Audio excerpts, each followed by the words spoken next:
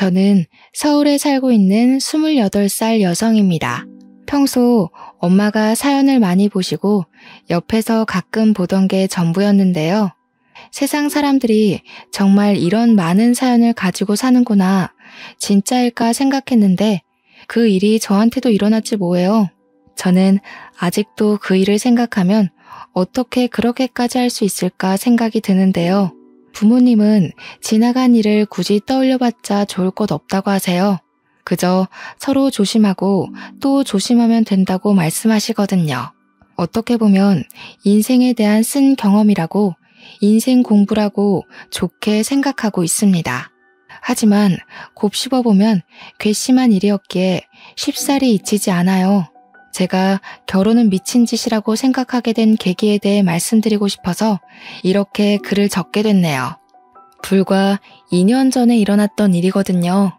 저에겐 위로 3명의 오빠가 있습니다. 큰 오빠와는 15살, 둘째 오빠는 14살, 셋째 오빠와는 8살 차이가 나고요. 딸이 귀했던 저희 집은 제가 늦둥이로 태어나자 너나 할 것 없이 금지옥엽처럼 아끼면서 키우셨어요. 하지만 아들만 키우셨던 부모님은 저도 예외는 없다고 하셨습니다. 여자의 몸으로 세상을 살아가려면 혹독하게 자라봐야 한다며 엄하게 훈육을 하셨거든요. 여자라서 남자라서가 아니라 스스로 무언가를 해낼 수 있는 자신감을 심어주기 위해 노력하셨어요. 돈의 소중함을 알기 위해 용돈 기입장은 물론이고요. 한 달에 10만 원을 용돈으로 주셨는데 모자란 돈에 대해서는 각자 알아서 해야 한다는 룰이 있었습니다.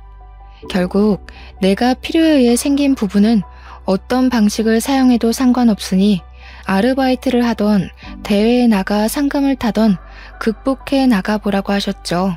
가격이 조금 나가는 전자기기를 산다거나 휴대폰을 바꾸거나 할 때에는 그 물건이 왜 필요한지 조목조목 따져 엄마 아빠가 들었을 때 납득이 가야 허용이 됐고요.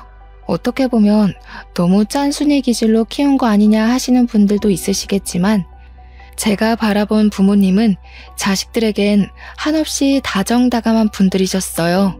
공무원이셨던 부모님은 얼마 전에 정년퇴직을 하셨습니다.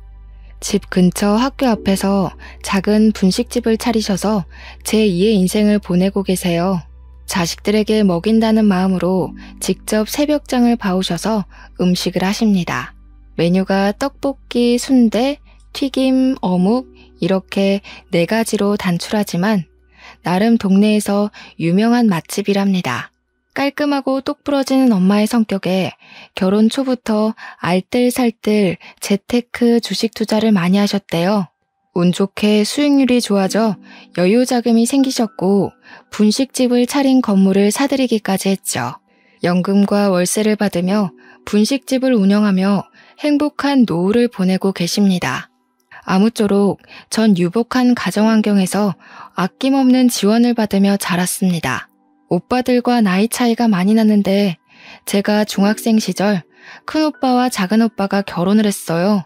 부모님 2분 다 공무원 출신이시라 어떻게 보면 딱딱한 분위기일 수도 있겠다 싶은데 제가 아는 부모님은 엄격하셔도 사람들에겐 한없이 다정하신 분들이었습니다. 그래서 오빠들이 결혼하고 새언니들이 생겨도 고부 갈등, 집안 싸움 같은 건 당연히 없을 줄 알았어요. 워낙 부모님은 자신들보다는 타인에게 맞춰주시는 타입이고요. 더군다나 좋은 게 좋은 거라고 싸움을 굳이 만드신 분들이 아니었기 때문이죠. 큰오빠와 작은오빠가 6개월 정도 차이로 결혼을 했고 저에게는 2명의 새언니가 생겼죠. 새로운 가족이 생기는 것은 너무 설레는 일인 것 같습니다. 저는 언니들에게 친근하게 대하려고 노력했어요. 나이가 어렸기에 어른에게 먼저 다가간다는 건 사실 조금 어려웠거든요. 큰 새언니는 외동딸이었는데 질투가 심하고 본인의 주장이 강한 사람이었어요. 그래서 처음에 다가가기 조금 어려웠는데 아니나 다를까 엄마와 크고 작은 트러블이 생겼더랬죠. 제가 결혼에 대해 좋지 않게 생각하게 된 계기가 바로 큰 새언니 때문이기도 하고요. 반대로 작은 새언니는 성격이 털털 그 자체였습니다. 소심한 성격의 오빠와는 정반대의 성격을 가진 언니였죠. 어떻게 오빠와 결혼했나 싶을 정도로 언니는 담아두는 성격도 아니었고요. 할 말도 오목조목 기분 나쁘지 않게 잘 이야기하는 타입이었어요. 두 사람을 비교하면 안 되지만 결혼 시작부터 두 사람을 비교할 수밖에 없는 일들이 있었거든요. 큰오빠가 결혼식을 하고 신혼여행을 다녀와서 저희 집에 인사를 하러 온 날이었습니다. 저녁 식사를 먹고 술 한잔을 하며 여러 이야기를 나누게 됐죠. 앞으로 모녀지간 부녀지간처럼 잘 지내보자는 엄마의 말에 큰 새언니는 정색을 하더라고요. 어머니, 어떻게 며느리가 시집와서 시어머니랑 모녀지간이 돼요? 그건 말도 안 되는 일이라고 생각해요. 왜 말이 안 돼? 요즘 세상에 다들 고부 갈등이 많다고 하지만 우리가 앞으로 잘 지내면 될 일 아니니? 너무 나를 세우는 것 같구나, 아가. 가족은 피를 나눈 사람들끼리 가족이지 며느리는 결국 가족이 될 수는 없어요. 앞으로 며느리 그 이상으로 대하지 않으셨으면 좋겠어요. 딸 같은 며느리는 세상에 존재할 수 없다고 생각해요. 부모님은 새언니의 말에 기가 찼지만 더 이상 아무 말도 하지 않으셨어요. 저도 면전에 대고 그런 이야기를 대놓고 할 줄은 몰랐거든요. 저희가 시집살이를 시킨다는 것도 아니고 잘 지내보자는데 너무한 것 같았어요. 부모님과 오빠들 그리고 저는 벙쪄 있었습니다. 물론 큰 새언니는 저에게도 새언니 그 이상의 노릇을 바라지 말라며 엄포를 놓더군요. 기분이 상할 대로 상한 엄마는 그 뒤로 큰 며느님이라는 호칭으로 존대까지 해가며 명절에도 부르지도 않으셨고요. 부모님은 큰 새언니를 정말 며느리로만 대했고 가족이 아닌 남처럼 행동하셨어요. 얼마 뒤 작은 오빠가 결혼한 뒤 허니문 베이비로 조카가 생겼습니다. 평소에 나이 어린 저에게 꼬박꼬박 아가씨라며 살갑게 대해준 둘째 새언니가 조카를 임신했다고 하니 정말 기뻤어요. 공부하느라 힘들지 않냐며 조카를 임신한 상태에서도 힘든 내색 없이 저를 챙겨주었죠. 임신한 뒤에도 자기도 배가 고프다는 핑계로 공부하는 제가 힘들 거라며 가끔 만나서 맛있는 것도 사주고 용돈도 주며 친언니처럼 지냈습니다. 어느 정도였냐면요. 제가 고민이 있거나 표정이 어두우면 눈치를 채고 먼저 대화를 건넸거든요. 정말 제 친언니가 생긴 것 같았고 엄마와도 모녀지간처럼 잘 지냈습니다. 심지어 시댁인 저희 집을 친정처럼 오며 가며 생활했어요. 큰 새언니에게 대인 상처가 있는 엄마는 작은 새언니를 몹시 아끼며 진짜 친딸처럼 대하셨고요. 임신을 축하한다며 이것저것 보태쓰라며 용돈을 1,000만 원이나 주셨습니다. 아가, 이거 돈 얼마 안 되지만 보태쓰렴. 임신한 몸으로 나라까지 챙겨주느라 내가 다 미안하고 고맙구나. 이걸로 필요한 것도 사고 먹고 싶은 것도 사 먹어. 맨날 나라만 사주지 말고. 어머니, 뭐 이런 걸 다 주셔요. 저희도 돈 벌고 오히려 저희가 더 드려야 하는데요. 나라 아가씨도 아직 학생이고 대학교 들어가려면 돈도 많이 필요한데 그때 보태지 않으시고요. 요즘 조리원 비용이 만만치 않은데 아이 낳고 보약도 지어먹고 하려면 이 돈도 모자라. 엄마가 준다 생각하고 넣어도. 그렇게 시간이 흘러 어여쁜 조카가 태어났습니다. 엄마는 10분 거리에 사는 작은 오빠네로 가서 밤낮으로 아이 케어를 도와주셨어요. 작은 새언니가 혼자만의 시간도 갖고 조금이라도 푹 쉬어야 한다며 저도 가끔은 언니와 조카가 보고 싶다는 핑계로 학교가 끝나면 언니가 좋아하는 달달한 커피와 간식거리를 사서 갔고요. 너무 자주 가서 나중에는 작은 오빠에게 싫은 소리도 듣긴 했지만 저는 정말 행복했거든요. 첫 조카가 태어난 지 100일쯤 됐을 때 큰오빠네도 임신 소식을 알려왔습니다. 엄마가 둘째 새언니에게 돈을 줬다는 소식을 들었는지 큰오빠를 통해서 노골적으로 돈을 보태달라는 티를 내더라고요. 그렇게 안 입고 왔으면 본인이 직접 와서 이야기를 해야지. 몸이 힘들다는 이유로 큰오빠만 보내서 대뜸 돈 달라고 하니 어린 저였어도 정말 당황스럽더라고요. 사실 큰오빠는 똑부러지는 성격이 아니었는데 약간 휘둘리기 좋은 성향이거든요. 큰 새언니가 얼마나 달달 볶아댔으면 큰오빠는 임신 소식을 알린다는 핑계로 오랜만에 집에 왔습니다. 분명 가면 뭐라도 말이 있을 테니 가봐라 했겠죠. 엄마, 둘째네도 조리원비 보태주셨다면서요? 저 이번에 이직하고 집사람도 직장 그만두고 돈이 조금 부족할 것 같아요. 저희한테 둘째네한테 해주신 것처럼 똑같이 지원해 주시면 안 돼요? 아이고, 이제 별의 별꼴을 다 보는구나. 그런데 어쩐대요? 가족도 아닌 사람한테 그렇게 큰 돈을 어떻게 보태줄 수 있을까? 차용증이라도 쓰고 가면 내 얼마든지 주마. 그래도 엄마 맏며느리인데 너무 차별하시는 거 아니에요? 제가 집사람 보기가 민망해요. 아이고, 그렇게 민망해? 나는 온 가족들 앞에서 남처럼 대해달라는 큰 며느님 말씀대로 그렇게 해준 것뿐인데 차용증 쓰고 가져가라고 큰 며느님께 전해주시고 이제 그만 가봐.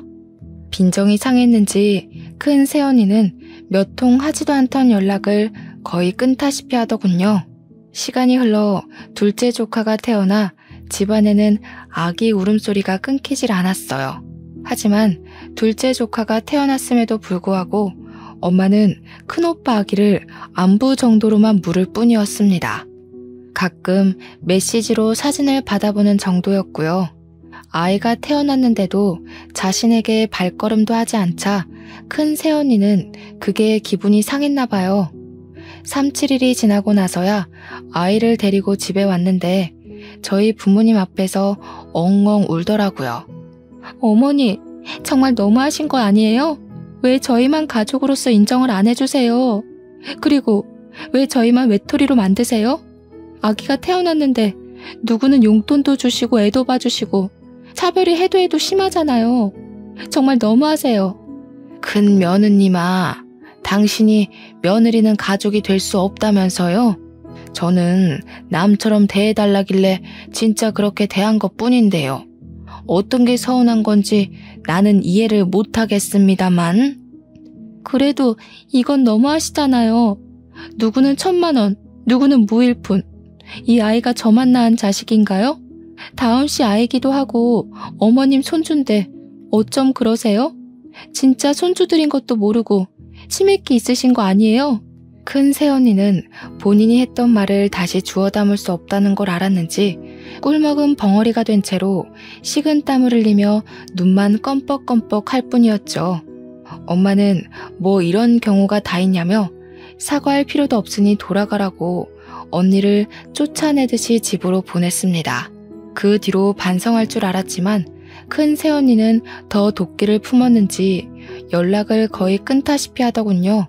가끔 큰오빠가 보내주는 아기 사진 몇 장이 소식의 전부였거든요. 그렇게 시간이 조금 흐르고 조카들도 어느 정도 자랐을 무렵이었습니다. 저는 고등학교를 졸업하고 대학에는 가지 않고 바로 반도체 공장에 취직을 하게 됐어요. 이름을 대면 알만한 회사였고 인생에 있어서 대학은 별 의미가 없는 것 같았거든요. 대학 공부를 하는 것도 좋지만 그동안 오빠들과 부모님의 그늘 안에서만 사는 것 같았어요. 그래서 혼자 스스로 독립도 하고 돈을 벌고 싶은 마음이 컸죠. 고등학교 졸업과 동시에 취직을 하며 6년 동안 돈을 알뜰살뜰 잘 저축했습니다. 공장 기숙사에서 생활하며 숙식 문제를 해결할 수 있어서 절약을 할 수 있는 환경이었거든요. 그 결과 결혼 자금 정도로는 손색이 없을 정도의 1억이라는 자금을 만들 수 있게 됐죠. 어느 날 거의 연락을 주고받지 않던 큰 새언니가 남자를 소개해주겠다고 연락을 해오는 게 아니겠어요. 어른이 해주는 소개고 쉽사리 거절을 하지 못했던 저는 알겠다고 대답했어요. 며칠 뒤 소개팅 날 잔뜩 힘을 주고 약속 장소에 나갔어요. 아마 이때 소개팅을 한 것이 제 인생의 가장 큰 실수가 아닐까 생각되네요. 아무튼 소개팅에서 만난 남자는 생각보다 준수하고 젠틀하게 생긴 외모였어요. 키도 크고 누가 봐도 좋아할 만한 훈남 스타일이었거든요.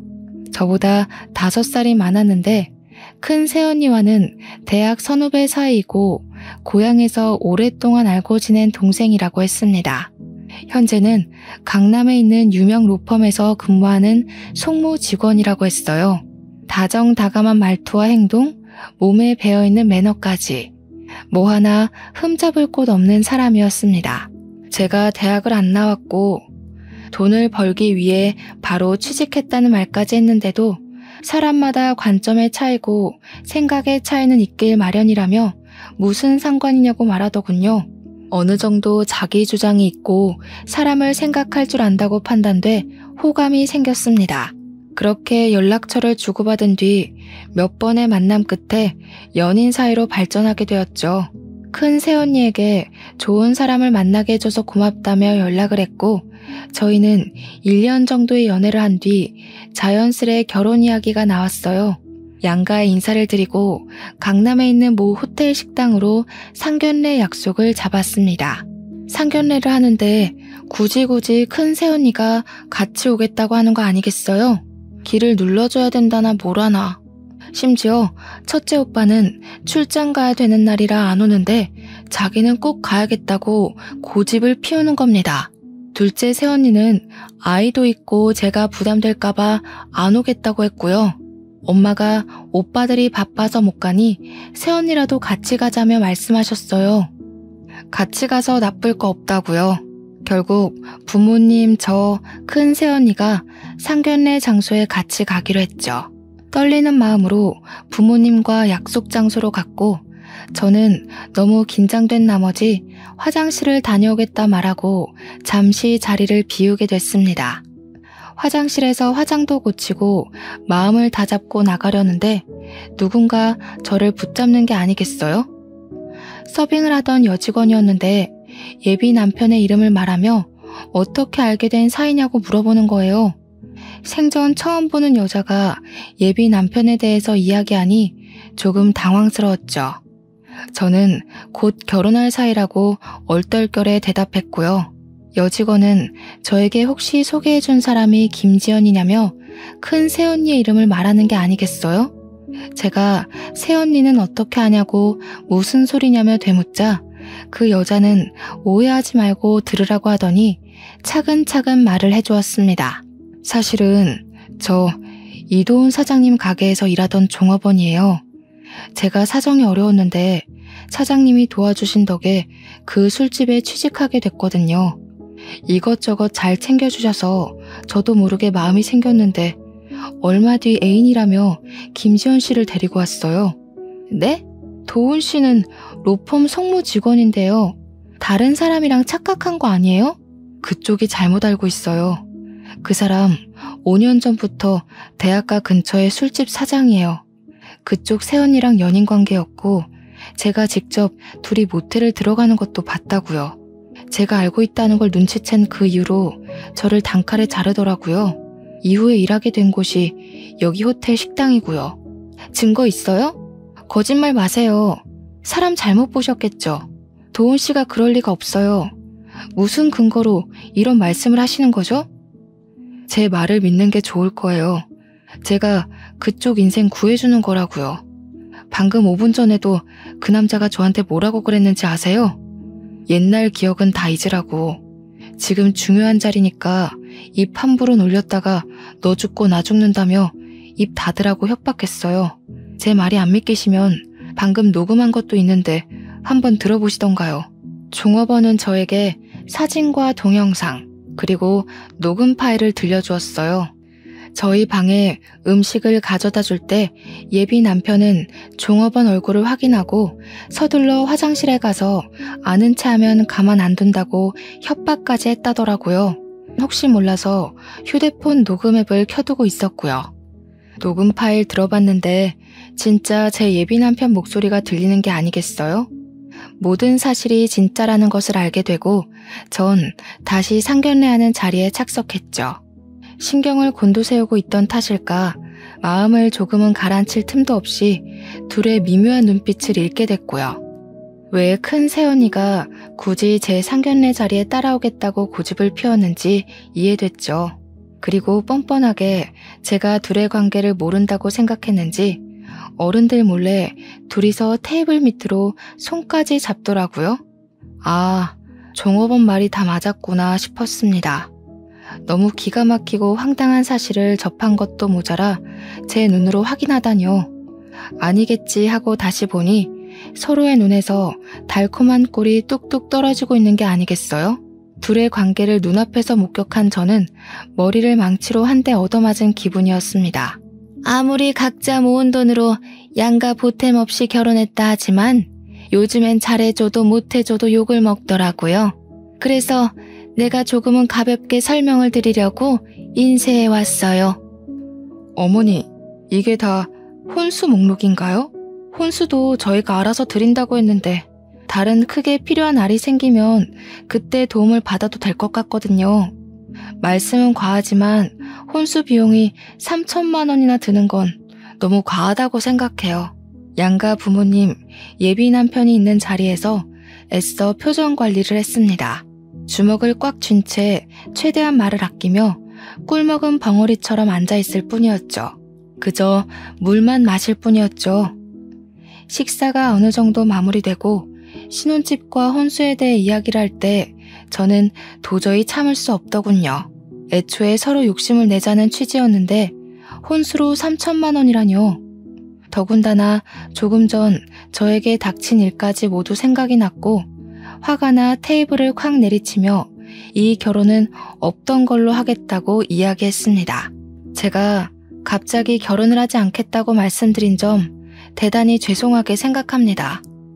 하지만 양가 부모님들께서도 알지 못하셨나 봅니다. 제가 하는 말로는 부족할 것 같아 보여드리려고요. 지금 휴대폰으로 보내드렸으니 확인해 보시겠어요?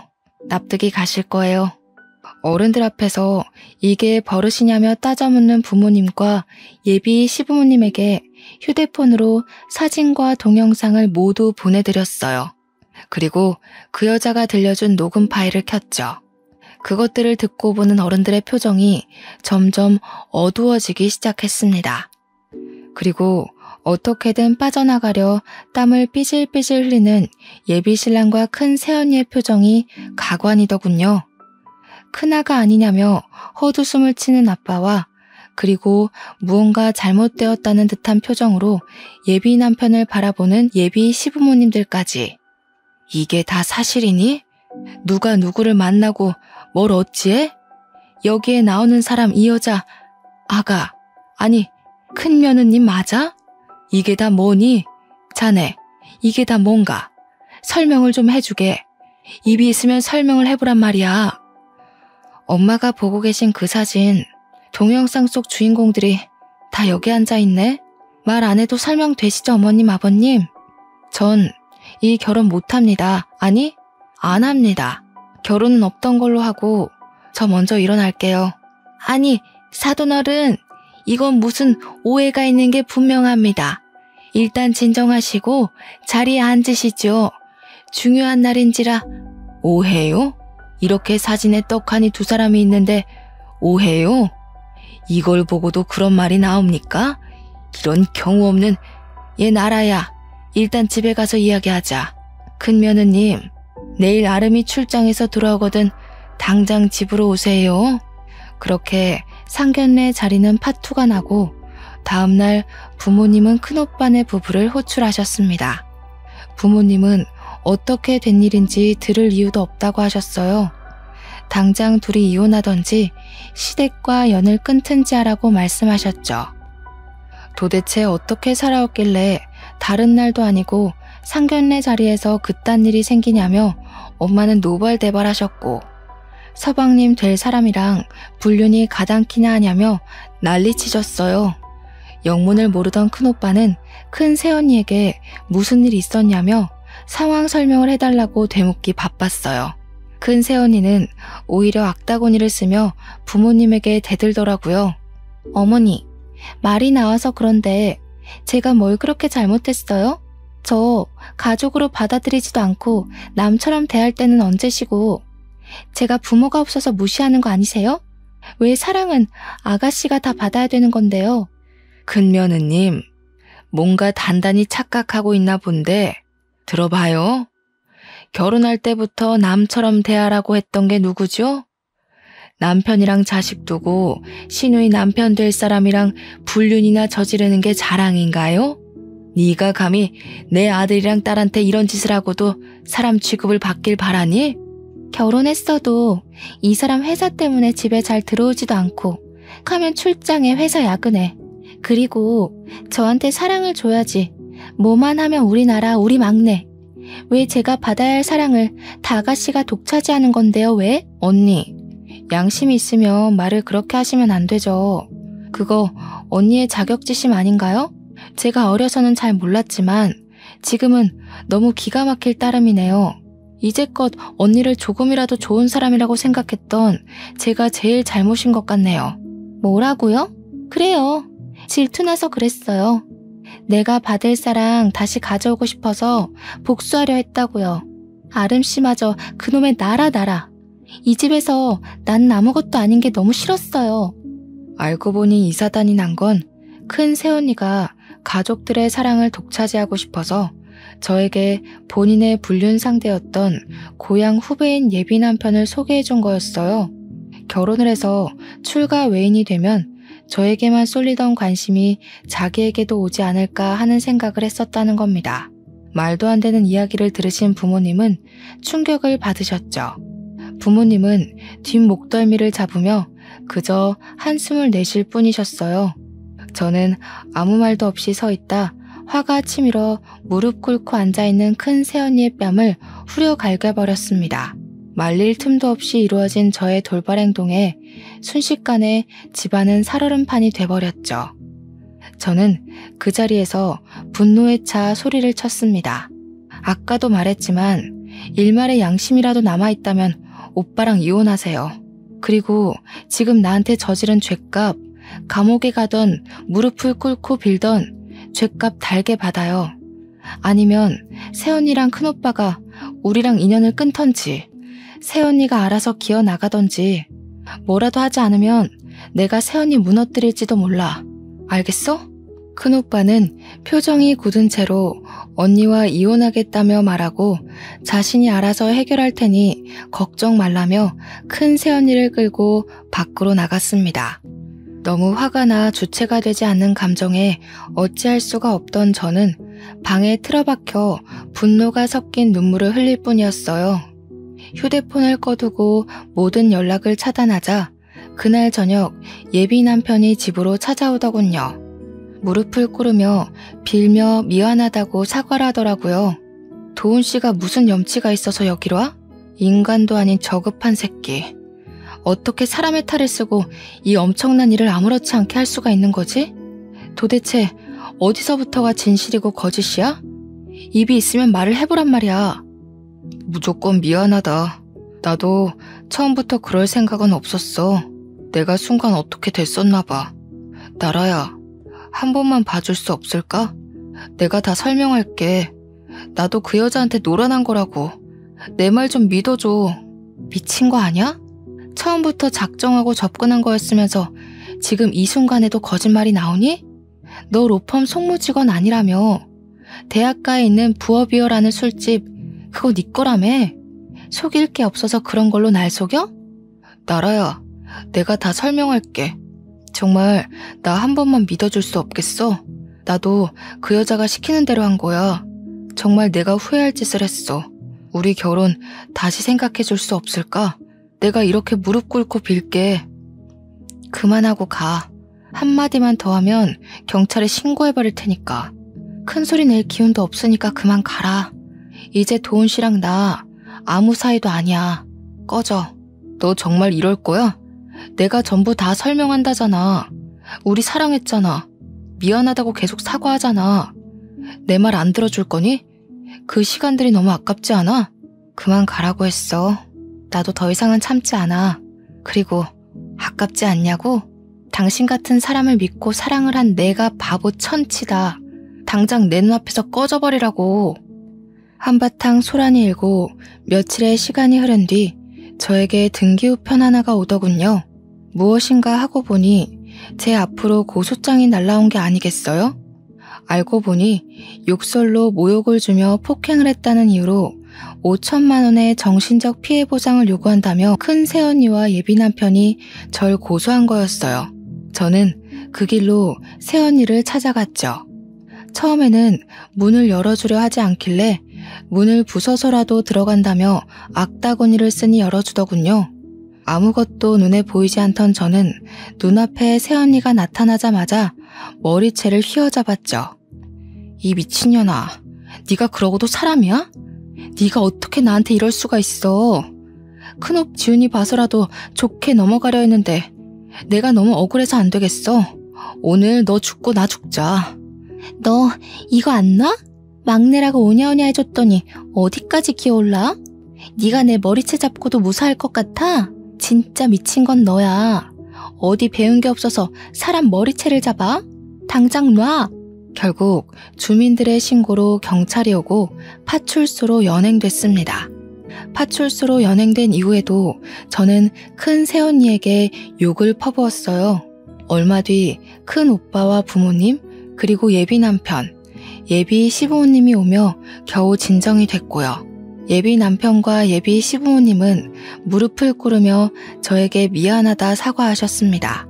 큰오빠까지 조카를 봐서라도 자신을 봐서라도 한 번만 조용히 넘어가자며 저에게 부탁을 했어요. 새언니는 아이 이야기가 나오자 그제야 조금 제정신이 들고 뒷감당을 할 자신이 없었는지 눈물바람으로 자신이 정말 미쳤었다며 미안하다고 빌기 시작했어요. 그 순간 해맑게 웃고 있는 조카의 얼굴이 아른거렸습니다. 어른들의 잘못인데 어린아이가 무슨 죄가 있어 이런 수모를 겪나 싶어 마음이 아팠어요. 저는 부모님과 겨우 집으로 돌아왔어요. 회사에는 사정을 이야기하고 한 달 정도의 휴가를 받았습니다. 사실 말이 한 달 휴가지 제 연차를 있는 대로 끌어모았고 병가를 더해 쉬는 거였죠. 그 한 달 동안 집에 틀어박히기도 하고 혼자 제주도로 여행을 다니기도 하며 생각 정리를 했어요. 작은 오빠 부부와 셋째 오빠는 저를 위로해주기 바빴어요. 둘째 새언니는 제가 혹시라도 안 좋은 생각이라도 할까 매일 전화해서 안부 묻기 바빴고요. 큰오빠는 저에게 연락할 염치도 없다며 그저 미안하다며 사과하는 장문의 문자를 남길 뿐이었죠. 사실 큰오빠는 새언니와 협의이혼으로 조용히 마무리하려 했습니다.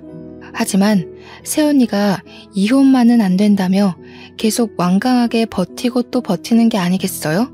마음이 약했던 큰오빠는 그 상황에서도 아이 때문인지 쉽사리 결정을 내리지 못했어요.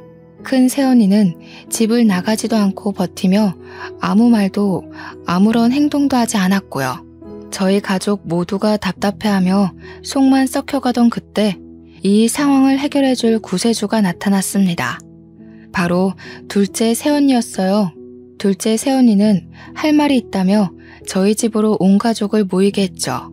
자신이 나설 일은 아니지만 가족의 평화를 위해 조금 설치겠다고 하며 말을 하기 시작했어요. 큰오빠가 윗사람인데도 화가 잔뜩 난 표정으로 오빠를 다그쳤죠. 아주버님, 제가 뭐라 판단해드릴 건 아니지만 말씀드리고 싶어요. 아이와 가족들을 생각해서라도 빨리 결단을 내리셔야 해요. 그 정도 결단력도 없으면 인생 살면 안 됩니다. 누구의 아들, 누구의 오빠이기 전에 부끄럽지 않은 아빠가 되셔야죠. 재수씨, 내가 재수씨 볼 면목이 없어요. 정말 부끄럽습니다. 솔직히 어떻게 해야 할지 모르겠어요. 나라한테 한 짓 생각하면 찢어 죽여도 모자란데 아이가 있으니 쉽사리 판단이 되질 않아요. 우리 생각 말고 형이랑 지훈이만 생각해. 근데 나는 미래를 위해서는 이혼을 하는 게 맞는다고 봐. 솔직히 같이 살 수 있어? 나라한테 그런 짓까지 했는데 더군다나 바람까지. 애 엄마로서도 며느리로서도 빵점이야. 그러면 안 되는 거였다고. 이혼 소송 진행은 제가 맡아드릴게요. 상간남 소송도 가능한 거 아시죠? 원만하고 깔끔하게 협의 이혼을 하는 게 제일 좋은 방법이지만 저쪽에서 가만히 있질 않으니 저희도 응당한 대가를 치르게 해줘야 한다고요. 나라 아가씨 생각해서라도 제가 그냥은 못 넘어가겠네요. 그러고 둘째 새언니는 상견례 이후 있었던 일을 부모님께 말씀드렸어요. 부모님은 그런 일이 있었으면 진작에 말을 하지 그랬냐며 절 나무라셨죠. 어머님, 아버님, 제가 집안일에 괜히 나선다고 한 건 다 나라 아가씨를 위하는 마음 하나였어요.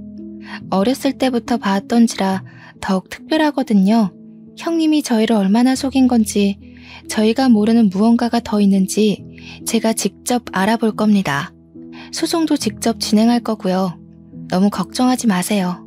며칠 뒤 둘째 새언니는 저를 데리고 갈 데가 있다며 차에 태워 어디론가 갔어요. 정말 마주치고 싶지 않았지만 둘째 새언니 손에 이끌려 도착한 곳은 큰오빠 집이었습니다. 예상치 못한 방문에 표정이 굳은 큰 새언니는 저희에게 돌아가라고 했지만 둘째 새언니가 문을 열지 않으면 시끄러워질 거라고 하자 결국 열어주더라고요.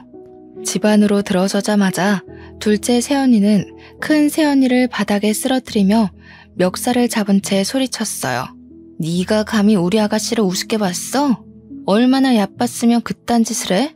내가 가만두지 않을 거예요. 형님, 신고하려면 하세요. 오늘 형님이 죽나 내가 죽나 한번 해봅시다.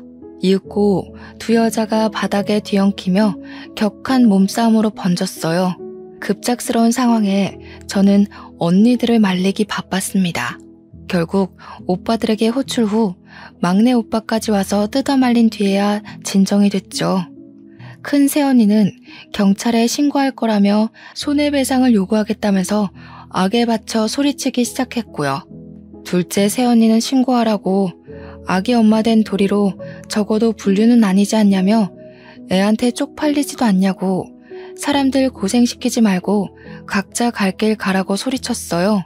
우리 착한 막내가 아무것도 못하고 있는 것 같아서 언니 된 도리로 대신 때려줬다고 하면서요. 그 와중에도 아무 말도 못하고 서 있던 저는 오히려 미안해지기 시작했습니다. 큰오빠는 결국 불륜을 이유로 큰 새언니를 유책 배우자로 이혼 소송을 진행했습니다. 동시에 예비 남편을 상간남으로 고소했고요. 변호사였던 둘째 언니가 직접 소송을 맡았고 제가 갖고 있던 사진, 동영상들이 결정적인 증거가 되어 양육권과 친권은 모두 큰오빠가 가져올 수 있었습니다. 큰 새언니에게 양육할 의지가 보이지 않으며 그럴 환경이 아니라는 결과가 나왔거든요. 동시에 큰 새언니는 큰오빠에게 3천만 원의 위자료를 주게 되었고요. 조카에게는 큰 상처를 주게 된 것 같아 마음이 쓰이더라고요. 너무 미안해하지 마. 우리는 응당한 대가를 치른 거야. 네가 죄책감 가질 필요 없어. 상황이 이렇게 돼서 내가 오히려 미안해야 할 부분이지. 결과가 어찌되었든 그 상황이 길어져봤자 서로 좋을 건 없어요. 결론을 하루라도 빨리 봐야지. 안 그럼 우리 나라 아가씨 마음 고생하다 죽을 것 같아서 제가 무례를 범했네요. 사과드려요, 아주버님. 큰오빠가 이혼을 하며 부모님은 한숨을 쉬며 어렵사리 말을 꺼내셨습니다. 아름아, 내 이렇게까지 하기는 싫었다만 이혼을 하는 마당에 뭐 하나라도 확실하게 해두는 게 좋을 것 같아서 말이다. 혹시 모르니 친자 검사를 해보지 않으련? 미안하구나. 미안하실 것 없어요. 저도 친자 검사 생각하고 있었습니다. 서로 불신만 쌓일 바에는 확실하게 해두는 게 저도 좋아요. 며칠 뒤 유전자 검사 결과가 나왔고 다행히 큰오빠와 조카는 친자 관계가 성립했어요. 지금 보니 새언니가 했던 말 중 거짓말이 아닌 유일하게 진실한 부분이었네요. 이혼 후 큰오빠는 조카를 부모님께 잠시 맡기고 일부러 해외 지사에 근무 신청을 해서 싱가포르로 떠났습니다. 둘째 새언니는 조카가 외로움을 느끼지 않게 살뜰히 챙겨주었어요. 나라 아가씨, 나예요. 아직도 내가 많이 밉죠? 아마 그 감정 오래 갈 거예요. 아가씨를 처음 봤던 그날부터 지금까지 나는 아가씨를 그저 부러워만 했던 것 같네요. 식구들의 사랑을 독차지하는 아가씨를 보면서 나도 저렇게 사랑받고 싶다는 생각이 간절했었어요. 나도 어릴 때 부모님이 일찍 돌아가셔서 그런가 사랑이 많이 고팠나 봐요. 그러면 안 되지만 나한테는 아가씨가 방해만 되는 것 같아 솔직히 아가씨가 많이 미웠어요. 지금은 내가 잘못했다는 걸 깨닫고 물러나지만 굳이 아가씨에게 미안하다는 말은 하지 않을게요. 그동안 고마웠고 앞으로 좋은 사람 만나 잘 살길 바래요. 이 못난 큰 새언니, 아니 저를 훗날에 다시 만난다면 스쳐 지나가도 모른 척 해주세요. 잘 지내요. 큰 새언니는 이혼 후 저에게 처음이자 마지막으로 장문의 문자를 남기고는 그 뒤로 연락이 두절되었어요. 어디서 사는지 무얼 하며 사는지 알 수가 없더라고요. 큰오빠의 말로는 프랑스로 건너가 새로운 일을 시작할 것 같다고 하더라고요. 그렇게 사건은 마무리가 되었습니다. 저는 충격의 여파로 인해 잠시 방황을 했는데요. 휴가 기간 동안 결국 공장을 그만두고 1년 동안 백수로 살았어요. 아무것도 하지 않고 책과 텔레비전을 보며 집에 처박혀 있어 보기도 하고 제주도에서 한 달 정도 살아보며 생각 정리도 하고 어느 날은 하루 종일 미친 듯이 운동을 하기도 하며 지친 심신을 달래기 바빴죠. 더 이상 이렇게 살면 안 될 것 같고 내 인생이 너무 낭비되고 있다는 생각이 번쩍 들었어요. 부모님과 다른 가족들을 생각해서라도 이러면 안 되겠다 생각했죠. 어느 정도 마음 정리를 끝내고 국내에서 알아주는 반도체 회사에 하청업체에 원서를 넣어서 한 번에 합격했습니다.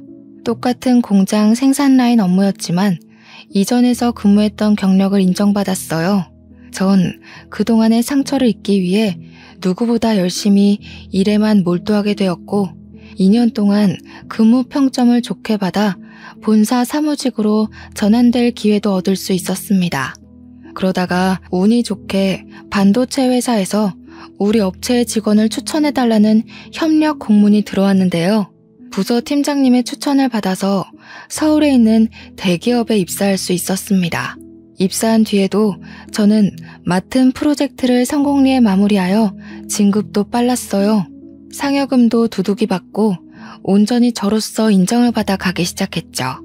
입사한 지 2달 정도 되었을 무렵에는 이번 달 우리 회사 우수사원으로 선정되어 표창장까지 받았고요. 수수한 외모 덕에 회사 홍보 모델도 해보고 재미있게 생활하고 있어요.